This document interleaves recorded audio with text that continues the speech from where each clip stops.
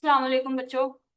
अच्छा स्टूडेंट्स, आज last lecture में ना हमने यूनिट नंबर 2 स्टार्ट किया हुआ था टीचिंग एंड लर्निंग का, जिसमें फर्स्ट 2 ऑब्जेक्टिव हमने कवर कर लिए थे और आज हमने नेक्स्ट 2 ऑब्जेक्टिव जो है वो देखे, ठीक है।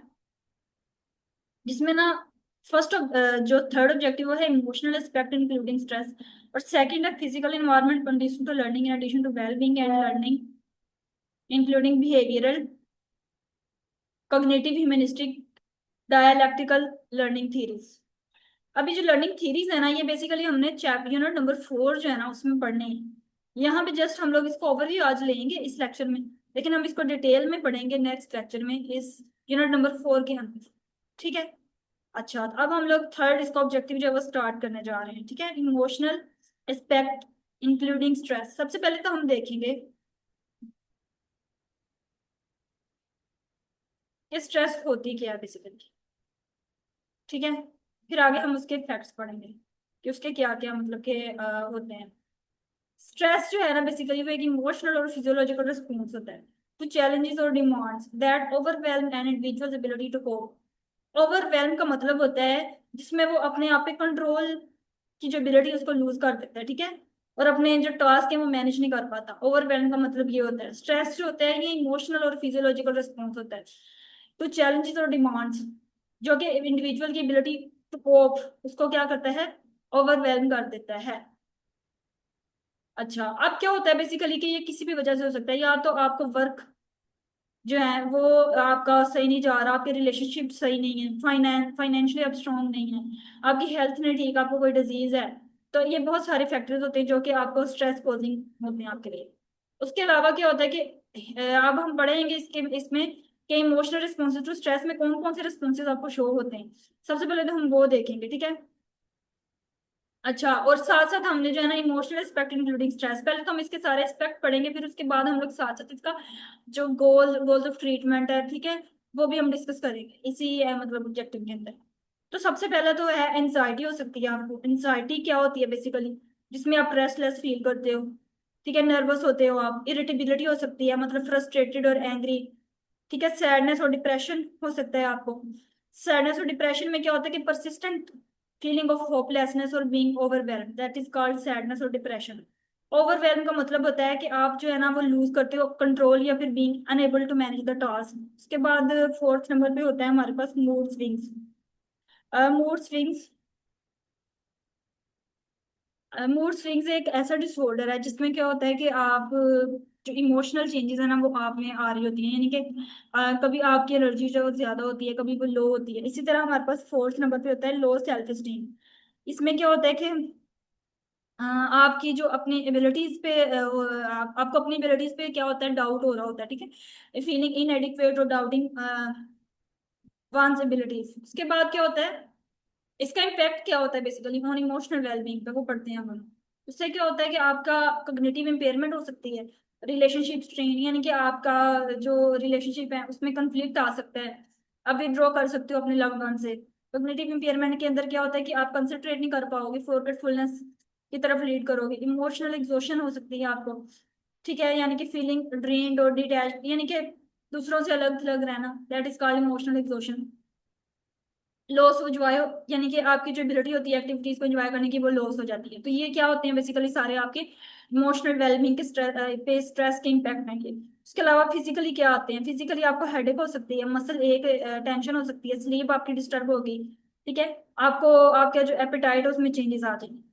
उसके अलावा अब हम कोपिंग मैकेनिज्म के बारे में पढ़ेंगे, वो कौन कौन से जो हम यूज कर सकते हैं स्ट्रेस की कंडीशन में, और इमोशनल रेगुलेशन। उसमें आप माइंडफुलनेस प्रैक्टिसेस कर सकते हो, यानी कि मेडिटेशन, डीप ब्रीदिंग। मेडिटेशन का मतलब है गौर व फिक्र करना, डीप ब्रीदिंग को यूज करना, योगा वगैरह करना। हेल्दी कम्युनिकेशन, यानी कि आप किसी ऐसे दोस्त से बातचीत कर सकते हो जो आपकी टेंशन रिलीव करे, फैमिली मेंबर से या कोई थेरापिस्ट से आप जो है वो कन्फ्रंटेशन कर सकते हैं। टाइम मैनेजमेंट कर सकते हैं, यानी कि आप टास्क को जो है ना वो मैनेज पार्ट्स के अंदर डिवाइड करोगे ताकि आपका स्ट्रेस, आपका काम, वो आपका टास्क है वो प्रॉपर टाइम पे क्या वो मैनेज हो जाए, ठीक है। अच्छा, फिजिकल एक्टिविटी, यानी कि आप जो है ना जब कोई फिजिकल एक्टिविटी करते हो यानी कि जैसे एक्सरसाइज, उससे एंडोर्फिन रिलीज होते हैं आपके ब्लड स्ट्रीम के अंदर और आपके मूड को वो इम्प्रूव करते हैं। यानी कि जो एंडोर्फिन है ना, इसके बारे में हमने पहले भी पढ़ा हुआ है कि ये मूड को रेगुलेट करते हैं, ठीक है, आपको खुशी का एहसास दिलाते हैं। क्रिएटिव आउटलेट्स में क्या होता है कि आप आर्ट्स में, म्यूजिक में या फिर राइटिंग जो है ना, उसमें आप इंगेज हो जाते हो, जिससे आपके इमोशंस जो होते हैं यानी कि टेंशन जो है वो रिलीव हो जाती है। उसके अलावा क्या होता है, सीकिंग प्रोफेशनल हेल्प, यानी कि अगर फिर भी ऊपर वाले हमने सारे काम किए हैं, यानी कि ये जो हमने अभी इमोशनली इसको मैनेज किया है, कोपिंग मैकेनिज्म यूज करी है, इसके बावजूद भी अगर आपका स्ट्रेस रिलीव नहीं होता तो क्या आपने करना है, आपको जो है ना वो एक थेरापी जो है ना, आपको हम ऑफर कर सकते हैं थेरापी, ठीक है, यानी कि कोपिंग स्ट्रेटजीज के बारे में आपको हेल्प प्रोवाइड करेंगे जो आपके प्रोफेशनल्स होती हैं, ठीक है, मेडिकल इंटरवेंशंस के बारे में आपको गाइड करेंगे अगर फर्दर आपका स्ट्रेस जो है रिलीव नहीं होता तो। अच्छा, फोर्थ हमारा आ जाता है physical environment condition to learning in addition to wellbeing and learning including behavioural, cognitive, humanistic, dialectical learning theories. ये जो लर्निंग थ्योरीज है ना, बेसिकली ये आपकी जो चैप्टर नंबर 2 है ना, सुसान की बुक पे, वहां पे ये दी हुई है लर्निंग थ्योरी की डेफिनेशन, पेज नंबर 70, और फिर आगे 73 पे ऑनवर्ड आपकी सारी थ्योरीज है, ह्यूमनिस्टिक थ्योरी है, सोशल लर्निंग थ्योरी है, तो आपने याद करनी है वहां से सारी। यहाँ से हम जस्ट इसको ओवरव्यू लेंगे आज। अच्छा, physical environment condition to learning, इसमें क्या होता है कि बेसिकली फिजिकल इन्वायरमेंट क्या है जिससे आपकी लर्निंग प्रमोट होगी, और वेलबींग जो है वो क्या करेगी, integrate the comfort, functionality and psychological safety. अब क्या होता है कि फिजिकल इन्वायरमेंट आपका कैसा होना चाहिए, सबसे पहले तो हम देखेंगे इसके अंदर सबसे पहले लाइटनिंग आ जाती है आपकी इन्वायरमेंट, प्रॉपर लाइट होनी चाहिए और नेचुरल लाइट होनी चाहिए, ठीक है। अब जब नेचुरल लाइट होगी तो क्या होगा, आप अलर्ट रहोगे, आपका मूड जो है वो सही रहेगा, ठीक है, प्रोडक्टिविटी इनहांस होगी। अब प्रॉपर जब फोकस करोगे किसी काम पे तो आपकी प्रोडक्टिविटी इनहांस होगी। एडजस्टेबल आर्टिफिशियल लाइटिंग, अब इससे क्या होता है, यानी कि आप लोग क्या करोगे, enable control over brightness for different task, यानी कि जब आपके पास डिफरेंट टास्क होते हैं तो आप उस पर प्रॉपर कंट्रोल कर पाते हो, आपके आई स्ट्रेन कम हो जाता है, आप एडजस्ट कर पाओगे आर्टिफिशियल लाइटनिंग, ठीक है। टेम्परेचर और वेंटिलेशन में आपके कंफर्टेबल जोन की बात करेंगे हम लोग, यानी कि जो टेम्परेचर है वो कितना होना चाहिए, 20 से 22 होना चाहिए डिग्री सेंटीग्रेड, ठीक है।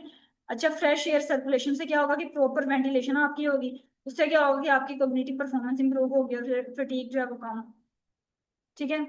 उसके बाद फर्नीचर और लेआउट में हम बात करेंगे फर्नीचर के डिजाइन के बारे में, ठीक है, वो एडजस्टेबल होना चाहिए, एडजस्टेबल चेयर्स होने चाहिए, डेस्क होने चाहिए, जिससे आपका प्रॉपर पोस्चर हो और आप क्या करो, आपकी जो डिस्कम्फर्ट है वो कम हो और आप अपने काम पे फोकस करो प्रॉपर। फ्लेक्सिबल अरेंजमेंट का मतलब क्या होता है कि जो फर्नीचर होता है वो मूवेबल होना चाहिए, जिससे आपकी जो लर्निंग स्टाइल्स हैं, जैसे different learners different learning styles के थ्रू लर्न करते हैं, तो उसके अकॉर्डिंग मतलब फर्नीचर जो है वो डिजाइन होना चाहिए।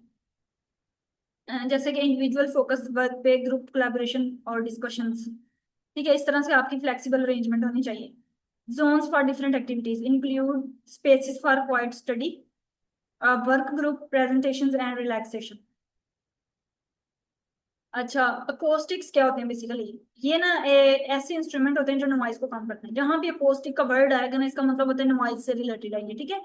तो नॉइज रिडक्शन करेंगे हम इसमें, ठीक है, जैसे कि साउंड प्रूफिंग कारपेट वगैरह इस तरह की चीजें हम लोग यूज करेंगे ताकि डिस्ट्रैक्शन कम से कम हो आउटसाइड से और आप प्रॉपर फोकस कर सको। क्वाइट एरियाज, ऐसे जोन्स डिजाइन करेंगे जहां आप अपने वर्क पे प्रॉपर फोकस कर सको, ठीक है।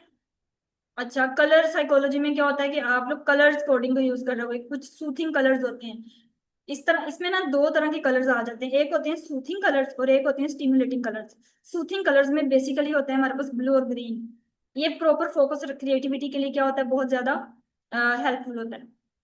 स्टिमुलेटिंग कलर्स में क्या होता है कि आप जो है वो रेड या फिर येलो कलर यूज कर सकते हैं जिससे आप एनर्जाइज फील करोगे, ठीक है, और इंस्पायर आपका जज्बा जो है वो बढ़ेगा। नेचर एंड बायोफिलिक एलिमेंट्स, इसमें क्या होता है कि बायोफिलिक यानी कि फिजिकल एलिमेंट्स ऐसे कुछ होते हैं जैसे ग्रीनरी जो है, नेचुरल जो मटेरियल्स हैं वो हम यूज करेंगे। ग्रीनरी में हमारे पास प्लांट्स आ जाएंगे, ठीक है, वो हमारी एयर की क्वालिटी को इम्प्रूव करते हैं, स्ट्रेस को रिड्यूस करते हैं, तो मेनली हमने फोकस इस पे किया कि हमने अपने इन्वायरमेंट को इम्प्रूव करना, स्ट्रेस रिड्यूस हो हमारा, प्रॉपर हम फोकस कर पाए। नेचुरल मटेरियल यूज करेंगे जैसे वुड वगैरह यूज करेंगे, स्टोन, ताकि आपको जो है वो एक नेचुरल इफेक्ट है, ग्राउंडिंग इफेक्ट है कि आप एक ग्राउंड में बैठे हो, ठीक है। प्रमोटिंग वेलबींग, प्रमोट कैसे करोगे अब वेलबींग को, इसमें सेफ्टी और एक्सेसिबिलिटी आ जाती है, यानी कि आप इंश्योर करते हो कि आपका इन्वायरमेंट सेफ है, उसमें कोई हैजर्ड तो नहीं है, ठीक है। तो इससे क्या होगा कि आपके स्टैंडर्ड जो होते हैं, तो support all the learners including these including those with disabilities.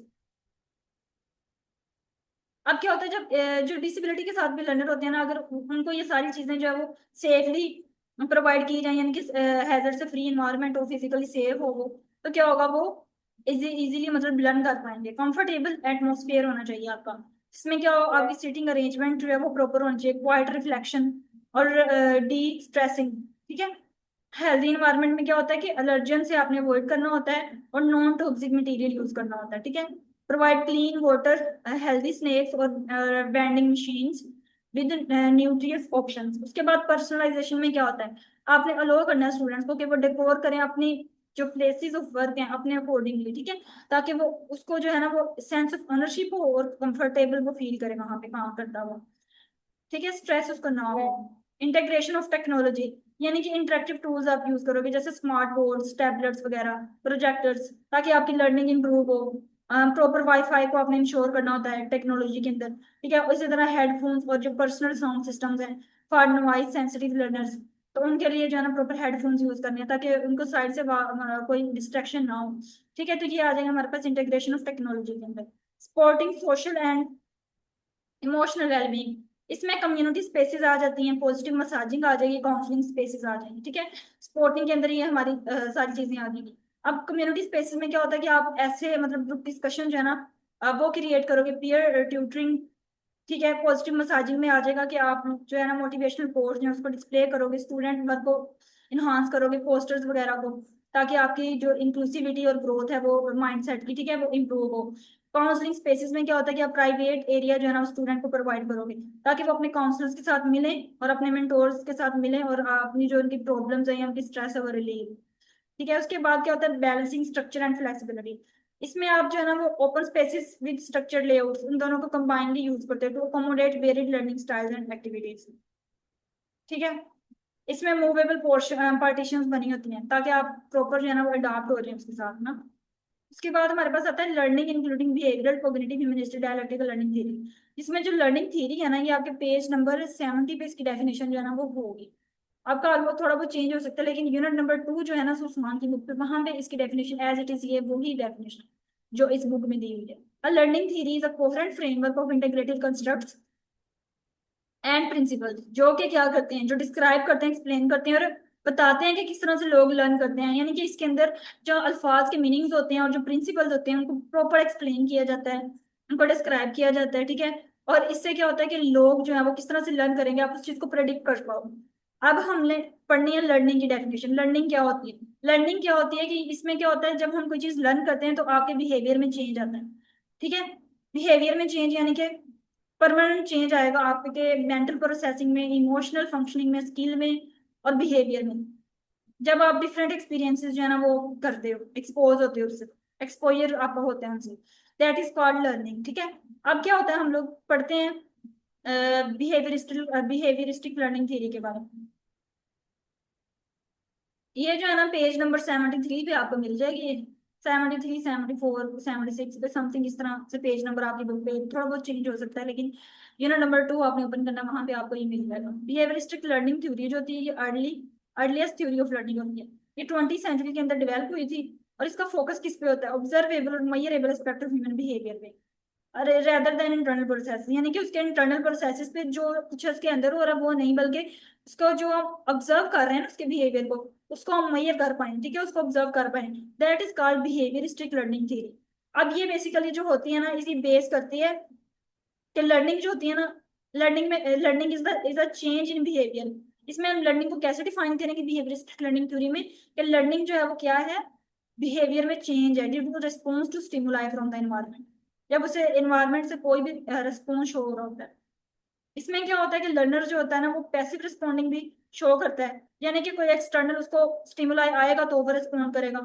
ठीक है। And learning is shaped through reinforcement, तो इसका मतलब है कि अगर कोई एक्सटर्नल रिइंफोर्सर आ रहा है, उसको रिइंफोर्स कर रहा है, उसको एक्सटर्नल स्टिमुलाई आ रहा है, तो उससे क्या होगा, उसकी लर्निंग जो है वो प्रमोट होगी, शेप होगी। तो उससे क्या होगा, यानी कि हम उसको रिइंफोर्स कर रहे हैं और पनिशमेंट, अगर तो उसकी अगर वो पॉजिटिव रिस्पॉन्स शो करेगा तो क्या होगा कि उसको रिइंफोर्समेंट हम कहेंगे, लेकिन अगर वो गलत काम करता है मतलब उसके नतीजे में, तो उसे हम पनिशमेंट देंगे। ठीक है। यानी कि एक स्टिमुलस आया जो कि किसी इंस्ट्रक्टर ने दिया, और लर्नर ने क्या किया, रिस्पॉन्स शो किया, ठीक है। और इससे क्या होगी, उसकी रिइंफोर्समेंट होगी प्रोवाइडेड बाय द इंस्ट्रक्टर, जो उसे इंस्ट्रक्टर देगा। स्टिमुलाई के अकॉर्डिंग जो रिस्पॉन्स शो करेगा उसमें, अगर तो वो पॉजिटिव रिस्पॉन्स को शो करेगा तो उसे हम रिइंफोर्समेंट कहेंगे, ठीक है। यानी कि इंस्ट्रक्टर ने जैसा उसको कहा वैसा उसने काम परफॉर्म किया तो वो रिइंफोर्समेंट में आएगा, ठीक है। और जिस काम से उसने मना किया उस वो रुक गया, दैट इज कॉल्ड इन्फोर्समेंट। लेकिन अगर किसी बच्चे को कहा जाता है कि आप गलत काम छोड़ दें, ये इसमें ये है, मतलब कि आप ऐसा करेंगे तो आपको इसकी सजा मिलेगी, तो वो फिर भी वैसा करता है, तो फिर उसे उसमें क्या होगा, उसको पनिशमेंट दी जाएगी, ठीक है। मतलब उसका बिहेवियर जो है वो चेंज नहीं हुआ। रिइंफोर्समेंट का मतलब होता है कि बिहेवियर में चेंज आना, ठीक है। अच्छा, उसके बाद आगे हमारे पास आ जाता है types of conditioning in behaviourism. ये बहुत इंपॉर्टेंट थी, है, इसको आपने अच्छे से पढ़ना है। आप बुक पे भी एज इट इज लिखी होगी, लेकिन यहाँ पे थोड़ा बोल्ड करके टर्म्स को लिखा हुआ है, तो आप लोग ये भी देख लीजिएगा। क्लासिकल कंडीशनिंग बाय इवन, ये किसने दी थी, इवन पैवलव ने। ये पहले भी हम पढ़ चुके हैं, लेकिन आज अगेन आपका रिवाइज हो जाएगा।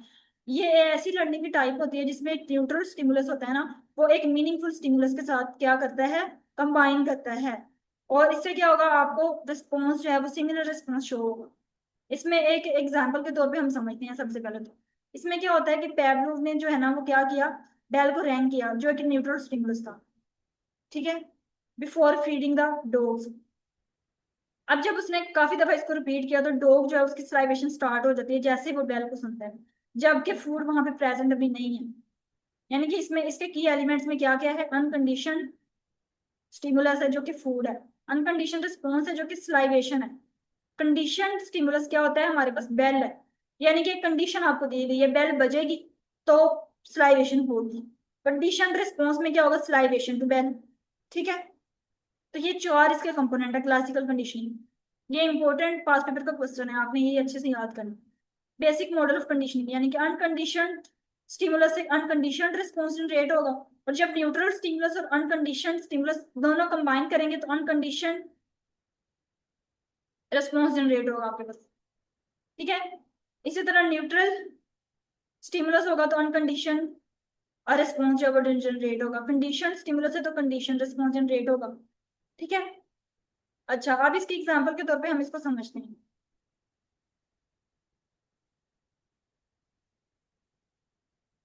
जैसे ऑफेंसिव ओडोर्स है, तो इससे क्या होगा, क्वीजी फीलिंग आपको आएगी, ठीक है। अनकंडीशनड स्टिमुलस था, अनकंडीशनड रिस्पॉन्स आ गया आपके पास। अब इसमें न्यूट्रल स्टिमुलस और अनकंडीशनड स्टिमुलस ये दोनों चीजें इन्वॉल्व है, यानी कि न्यूट्रल स्टिमुलस आपका हॉस्पिटल है, और अनकंडीशन स्टिमुलस जो है वो हमारे पास ऑफेंसिव ऑर्डर है। और इससे क्या जनरेट हुआ, आपके पास अनकंडीशन रिस्पॉन्स जनरेट हुआ। अब जब आपने काफी दफा इस तरह पेयरिंग की, इन दोनों को मिलाया, ठीक है, प्लस ऑफेंसिव ऑर्डर्स, तो आपके पास क्या होगा, अनकंडीशन रिस्पॉन्स जनरेट होगा, क्विजी फीलिंग। जैसे उन्होंने कहा कंडीशन स्टिमुलस क्या है, हमारे पास हॉस्पिटल है, तो हमारे पास क्या जनरेट होगा, कंडीशन रिस्पॉन्स जनरेट होगा, ठीक है। उसके बाद आता है हमारे पास सेकंड, ऑपरेंट कंडीशनिंग, जो कि बीएफ स्किनर ने दिया था। ये एक है, इसमें क्या है, किस तरह हम लर्निंग को डिफाइन करेंगे, a learning process through which the consequence of a behaviour affect the livelihood of that behaviour being repeated, that is called, यानी कि कॉन्सिक्वेंसेस होती हैं इसमें बिहेवियर के, जो कि आपके बिहेवियर को जब आप काफी दफा उसको रिपीट करते हैं तो उसको अफेक्ट कर रहे होते हैं। इसमें क्या होता है कि पॉजिटिव रिइंफोर्समेंट होती है और नेगेटिव होती है। ये जो हमने पहले रिइंफोर्समेंट के ऊपर बात की थी ना, अब हम उसको ऑपरेंट कंडीशनिंग में डिस्कस करेंगे। पॉजिटिव रिइंफोर्समेंट में क्या होता है कि जब आप adding something pleasant to increase the behaviour, जैसे कि अगर कोई स्टूडेंट है, आप उसने करेक्ट आंसर दिया और आप उसकी तारीफ करते हैं तो क्या होगा, उसकी रिइंफोर्समेंट होगी। इसी तरह नेगेटिव रिइंफोर्समेंट में क्या होता है, turning off a loud alarm when a task is done, removing something unpleasant to increase the behaviour, यानी कि जो अनवांटेड बिहेवियर उसको रिमूव करने के लिए आप लोग क्या करते हो, किसी चीज को रिमूव कर देते हो बिहेवियर को, वो इंक्रीज करने के लिए, यानी कि जो हमें डिजायर्ड बिहेवियर चाहिए होता है वो हम लोग हासिल करने के लिए जो अनप्लीजेंट बिहेवियर है उसको रिमूव कर देते हैं, अनप्लीजेंट समथिंग, तो फिर उसको हम नेगेटिव इन्फोर्समेंट कहते हैं। पनिशमेंट क्या होती है, जब आप क्या करते हो, अप्लाई करते हो या रिमूव करते हो स्टिमुलस को टू रिड्यूस अनवांटेड बिहेवियर, जैसे कि given detention to discourage tardiness. यानी कि अगर कोई गलत काम करता है आप उसको उसकी सजा दे देते हो तो वो पनिशमेंट के अंदर आएगा। एक्सटिंक्शन का मतलब ये होता है कि रिइंफोर्समेंट, जब आप कोई भी रिइंफोर्समेंट प्रोवाइड नहीं कर रहे थे लेकिन बिहेवियर जो है वो कोई मतलब कि स्टॉप हो जाता है, आपको कोई बिहेवियर, उसका बिहेवियर के कोई कॉन्सिक्वेंसेज शो नहीं होती, तो उसको हम क्या कहते हैं, एक्सटिंक्शन। अब एक स्किनर ने ये एक एक्सपेरिमेंट दिया था ऑपरेंट कंडीशनिंग के अंदर, जिसमें दो चीजें आती हैं हमारे पास, एक तो रिइंफोर्समेंट है जो कि पॉजिटिव भी होगी और नेगेटिव भी होगी, इसी तरह पनिशमेंट है। पनिशमेंट क्या होती है, इससे आपका बिहेवियर डिक्रीज हो जाएगा, वो यानी कि आप उस गलत काम से बाहर आ जाओगे, जो पॉजिटिव भी होगी और नेगेटिव भी होगी। इसी तरह नेगेटिव, पॉजिटिव रिइंफोर्समेंट में नेगेटिव की फर्दर टाइप्स हैं, एस्केप है और एक्टिव अवॉइडेंस। बस ये आपने जस्ट रीड करना है, ये आपकी बुक पर नहीं है। पॉजिटिव का मतलब क्या होता है यहाँ कि स्टिमुलस प्रेजेंट है, नेगेटिव का मतलब है कि स्टिमुलस नेगेटिव में एब्सेंट है। रिइंफोर्समेंट का मतलब होता है कि आपका बिहेवियर जो है वो मॉडिफाई हो रहा है, ठीक है। पनिशमेंट का मतलब होता है कि आपका बिहेवियर मॉडिफाई नहीं हो रहा, डिक्रीज बिहेवियर। एस्केप का मतलब होता है कि स्टिमुलस को रिमूव कर देना, और अवॉइडेंस का मतलब होता है स्टिमुलस से prevention, that is called avoidance. अब ये इन दोनों का डिफरेंस आया हुआ पास पेपर में, ये difference between classical conditioning and open conditioning, तो ये भी याद करना है आपने अच्छे से, ठीक है। सबसे पहले हमारे पास आता है क्लासिकल कंडीशनिंग में, ये किसने दिया था, इवन पैवलोव ने दिया था, और जो ऑपरेंट कंडीशनिंग है ये बीएफ स्किनर ने दिया था। अच्छा, अब क्या होता है, क्लासिकल कंडीशनिंग को हम पेवलोवियन भी कहते हैं या फिर रिस्पोंडेंट कंडीशनिंग कहते हैं। इसी तरह ऑपरेंट कंडीशनिंग को स्किनेरियन या फिर इंस्ट्रूमेंटल कंडीशनिंग कहते हैं। इसका फोकस क्या होता है कि learning through association between stimuli, इसमें हमने स्टिमुलाई जो है ना उसको एसोसिएट करके लर्न किया। लेकिन यहाँ पे क्या होता है, यहाँ पे कॉन्सिक्वेंसेस ऑफ बिहेवियर को देखते हुए हम लर्न करें, ठीक है। यहाँ पे लर्निंग होगी कॉन्सिक्वेंसेस ऑफ बिहेवियर के थ्रू, ऑपरेंट कंडीशनिंग, ठीक है। उसके बाद क्या होता है, की मैकेनिज्म्स, यानी कि इसमें हम लोग एक न्यूट्रल स्टिमुलस को ऑन कंडीशन वन के साथ एसोसिएट करते हैं। लेकिन इसमें क्या होता है, इसमें इन्फोर्समेंट होगी या फिर पनिशमेंट होगी, वो बिहेवियर को शेप करेगी अकॉर्डिंग टू बिहेवियर की टाइप। इसमें इनवॉलंटरी यानी कि रिफ्लेक्सेस, इमोशनल रिस्पॉन्सेस जो है ना वो इन्वॉल्व होते हैं। लेकिन इसमें क्या होता है, वॉलंटरी यानी कि हम खुद पर्पसफुली एक्शन जो है ना वो परफॉर्म करवाते हैं इसमें। एग्जाम्पल के तौर पे जैसे एक डॉग है वो स्लाइवेट करता है at the bell associated with food. लेकिन यहाँ पे क्या होता है, इसके एग्जाम्पल में जैसे स्टूडेंट जो है वो रिवार्ड लेने के लिए स्टडी कर रहा होता है, प्रेज या मार्क्स, तो इस ये एक्टिवली इसमें मतलब वो पार्टिसिपेट कर रहा है, इसमें लर्नर का रोल एक्टिव होता है, और इसमें क्या होता है पैसिव, इसमें वो लर्नर खुद कुछ भी नहीं कर रहा होता, ठीक है। उसके बाद हमारे पास है कॉग्निटिव लर्निंग थ्योरी। इसको फिर अब हम लोग जो है वो नेक्स्ट जो हमारा चैप्टर नंबर 4 है ना उसमें डिस्कस करेंगे, क्योंकि वहाँ ये डिटेल में दी हुई है।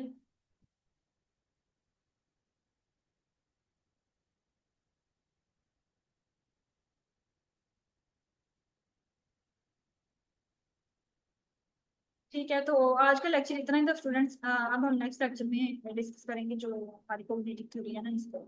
ओके, अल्लाह हाफिज।